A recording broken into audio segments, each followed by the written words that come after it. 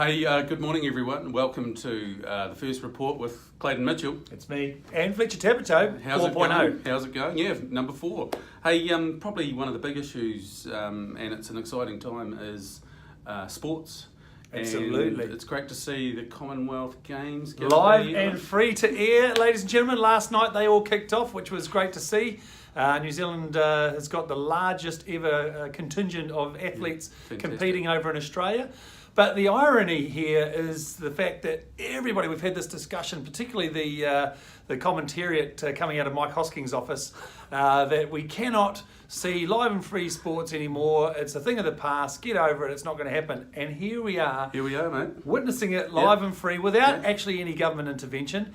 Furthermore, the big ticket item here is now we're talking about the Rugby World Cup in 2019. Is that the rumour? That is the rumour, that it's going to be live and free to air as well, with TVNZ and Spark looking like they might get that lead contract, which absolutely underpins what New Zealand First has always been saying, how important it is to engage with people so we can see those games live and free and inspire young people, right? That's what it's about. It's about engagement. Get them off the PlayStation, off the couch, get out there and kick the footy. Fantastic.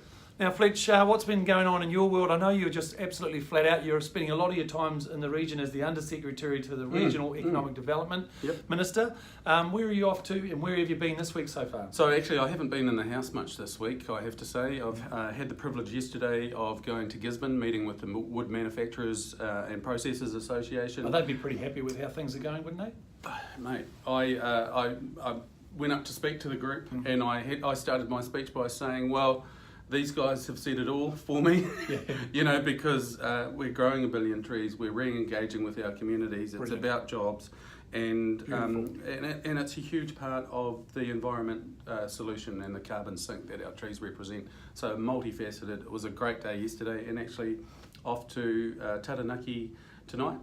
Celebrate the launch of their action plan tomorrow. So wouldn't it be good if we could do something with all that black sand ourselves and turn in our own iron ore in this country? That'd be a few jobs, wouldn't it? Maybe there's an idea for you. Put a request into the Regional Economic Development Minister. I love it. All right, look, all I'm saying is $1 billion over a year for 3 years. That's $3 billion if you do it. It's complicated, but And it's got to be good, because we were in the House the other day and we were talking about the appropriations from the previous year's previous government.